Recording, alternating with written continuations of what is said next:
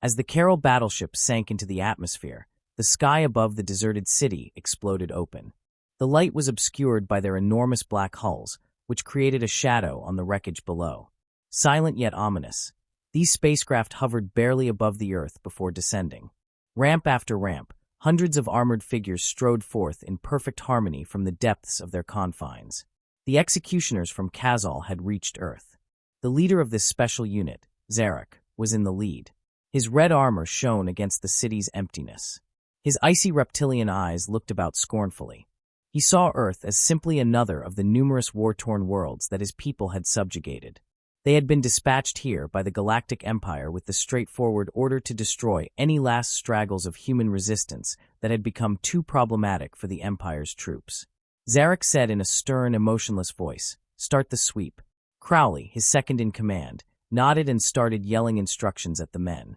With their guns drawn and their eyes open for any traces of life, the battalion fanned out, advancing through the wreckage with mechanical precision. Through the ships overhead, their armor glinted in the dim light, silent yet deadly. Zarek's eyes lingered on the ruins of the city. Its streets, once alive with the ordinary sounds of people going about their daily lives, now had only their empty shells left, collapsing beneath the strain of time and war. This was not the first time the Carol had encountered such planets, worlds that had failed and resisted. However, there was something off about this area. Even as an experienced fighter, Zarek sensed a strange tension in the air. According to the accounts, there was human resistance in the form of tiny, dispersed guerrilla cells, but there was no sign of life. As his platoon moved forward, not a ruffle in the breeze, not even the slightest echo of footfall. Hours went by, then minutes. The executioners continued their systematic search farther into the city center, but the quiet remained. The city itself seemed to have been deserted long before they arrived. Something wasn't right according to Zarek's senses, which had been refined during many wars. "We haven't heard from Unit 9, Commander Crowley's voice crackled over the line. Zarek's gaze grew strained. "No contact." "Indeed, sir." They were looking into the sector to the south. Suddenly their transmission stopped. Zarek gripped his weapon more tightly. Although units frequently encountered interference in dangerous situations, the executioners were outfitted with the galaxy's most cutting-edge technology. Their systems were difficult to break. "Send a squad to recover." "I'm looking for answers." Crowley complied, but a second communication arrived shortly after. "Unit 6 has also gone dark, Commander. Northern boundary." Zarek became impatient.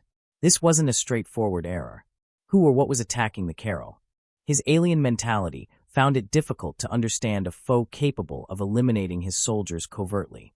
He had seen rebels, militants, and even killers, but his soldiers had never been dismantled so stealthily. Once more his comm crackled. Crowley's voice sounded more urgent this time. "Something's on the Unit 9 helmet cam, Commander. This is something you must see." Zarek projected a holographic broadcast in front of him by pressing a button on his wrist.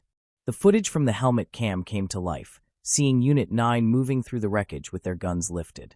There was darkness after the grainy but sufficiently clear video for a few seconds.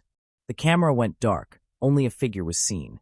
When the image reappeared, the person stood among the fallen executioners, wearing a long, frayed cloak. Although his shadow-covered face was unsettling, Zarek was shivering because of the way he stood still. The atmosphere of death itself appeared to emanate from the man. Before the stream permanently stopped, the camera focused on him. "Who is this?" Zarek snarled, but no response came. This monster was the reason his guys were being pursued. Crowley shuffled uneasily as he watched the video next to him. His voice was unconvinced, but he continued. "It's just one man." Zarek corrected the man's speech icily. After he destroyed 2 units without making a sound, Zarek's brows furrowed as he mentally rewatched the video. "We're being hunted." The person had not moved to conceal itself. His acts lacked sensuous charm, but rather exuded a serene assurance that made even the most seasoned commander uneasy. This rebel wasn't human. They had a far more dangerous guy on their hands. "Start Protocol 17, Crowley. We are now hunting instead of searching." "Indeed, Commander." The Carol changed their strategy and began to move in wider groups to find any evidence of human life. They used heat detectors, scanners, and drones, but regardless of how sophisticated their equipment was, the city said nothing. Zarek's sense of dread continued to build. This adversary, this death, as the humans had warned in their last broadcasts, seemed out of his grasp. Even if every commander took satisfaction in his ability to maintain control, what chased the executioners now defied the natural order. Despite the fact that they were the galaxy's finest murderers, another unit was lost, and another report arrived. Zarek became really irritated. Find him and put an end to this. Enough is enough. Zarek paused, gazing at the tumbling horizon as his troop dispersed once again. It appeared as though the carnage was waiting for him. Even though he had come to Earth anticipating it, it seemed that death had arrived before the executioners.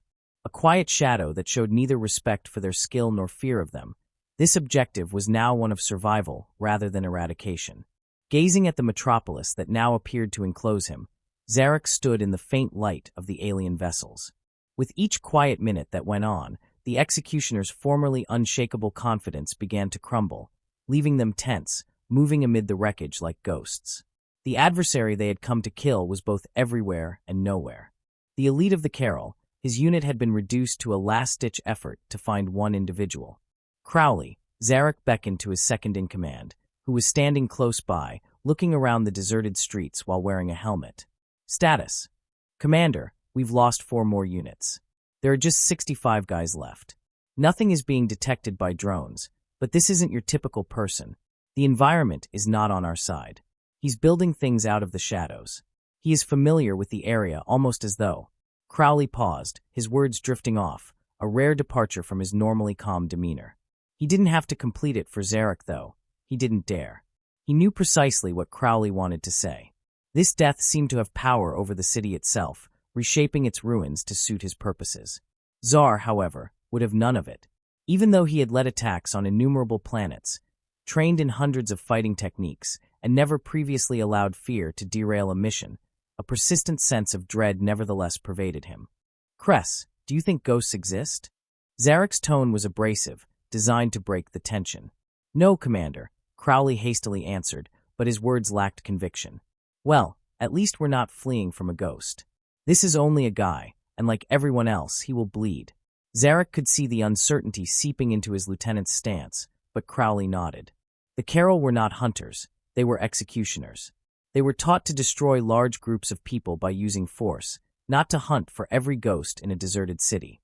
They were all unfamiliar with this terrain, and Zarek was aware that their spirits were eroding each time they failed to find their adversary.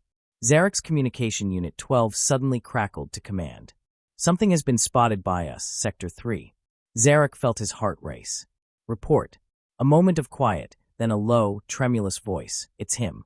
The one they refer to as Death. The remainder of the broadcast was stopped by static. Report on Unit 12, Zarek snarled, but there was no answer. He changed the channel. Cress, lead a group to Sector 3. I want him located. With a curt nod, Crowley assembled a squad of men and made his way through the tangle of dilapidated streets. Zarek saw them vanish into the darkness as the city engulfed them. Patching into Crowley's helmet cam, he turned on the communications once again to monitor their progress. The executioners moved with deadly accuracy as they looked around every nook and crevice in the crisp video. With the exception of the howling wind, the streets were strangely deserted, yet their weapons buzzed silently, ready to shoot at the first indication of movement. One of the troops whispered, "I don't like this quiet. Remain vigilant." Crowley yelled, "He's monitoring us out here." The stress increased as the minutes went by. Suddenly, there was a glimmer of activity in the distance. Crowley's eyes narrowed at a shadow that appeared to dart between 2 buildings, and the camera jerked. "There!" Crowley snarled as his men hurried over to the alley, rifles in hand. They hurried in, but nothing was there. As they rounded the corner, there was nothing but emptiness and the distant clang of metal. Crowley's fists gripped his rifle more tightly as his breathing accelerated. He murmured, "He's playing with us. Be on your guard." A noise that sounded like shredding metal came from behind them. Before they could respond, a blur of death was caught by the camera as it rotated. In an instant, he closed the gap, moving at an inhuman pace. 2 soldiers were left dead in his path, their corpses slumped and lifeless before they even realized they had been hit. Crowley's men fired, but their guns touched nothing but empty air as the figure disappeared into the darkness once more. As he yelled into the communications, Crowley's temper began to waver, and he swore, "We require reinforcements." "He is present." Another hit. Another flash. The camera went dark this time, and Zarek heard a horrible thump followed by the distant sound of a sword slicing through the air. Cress had vanished. Zarek's rage boiled over, and he tightened his fists. Pull the rest of the units back to the plaza. Together, we reorganize and defeat him. The executioners retreated and gathered in the main plaza of the city. Their formerly unwavering confidence crumbled as their numbers decreased. They had anticipated a simple annihilation when they arrived on Earth, but now something that defied all reason was hunting them, and they were the prey. Wars weren't meant to be waged like this. They were the galaxy's executioners, the Kazal. How could they be being harmed by a single man? An odd noise cut through Zarek's thoughts, laughter, cold and taunting. It reverberated through the wreckage. It was neither extraterrestrial nor human. It was something else. Death is the cause. You believe you can get away from me? Out of the darkness came a loud voice. You are unable to run. You are unable to conceal. Here, on this abandoned Earth, you will all perish. Zarek's gaze darted from shadow to shadow as he clenched his teeth. He yelled, "Show yourself." But all that came back was a slender breeze whispering through the empty streets. The executioners' wide, terrified eyes scanned the darkness as they gathered together in the plaza. They were murderers born to destroy and fight, yet now they shuddered like kids in a bad dream. Zarek gripped his weapon more tightly. Death had discovered them first, even though they had come to give death. "Create a perimeter," he said. "Here is where we take a stand." The executioners positioned themselves in the ensuing quiet, looking around the shadows for the inevitable. They were going to die, and Zarek knew in his heart that they wouldn't survive the city. The executioners also became aware that they were no longer the hunters. When night fell, the rest of the Carol executioners stood in a tight circle in the center plaza, oppressed by the lifeless, hollow quiet that pervaded the city under the encroaching darkness. Their red armor, which had once shone with the promise of victory, had turned dull, once blotting out the sun. The giant ships now lingered overhead, helpless to stop it. This conflict was now one of life and death rather than one of armies. One guy against the galaxy's best murderers. Zarek stood in the middle, looking about at the ruins, the shadows writhing like living beings. His soldiers had been wiped out, and his once unwavering confidence had crumbled by one adversary.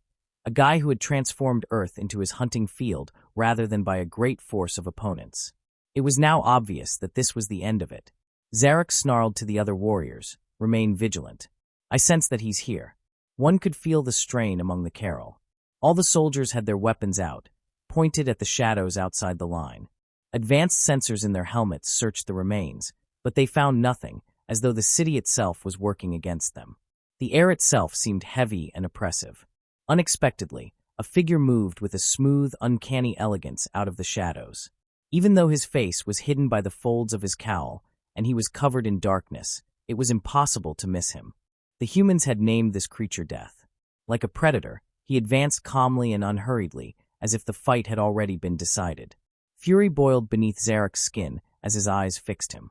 "Do you believe you can murder us all?" A challenge to the phantom that had broken him so many times. It was a lie. Before his forces opened fire, his words were drowned out by the noise of gunfire. The night seemed to absorb the bullets. Death smiled a little before slashing back at them with impossible speed and accuracy, destroying their armor and robbing them of all hope. The Carol of Earth met their end when the plaza's glow faded. Death was their adversary, and it was his name.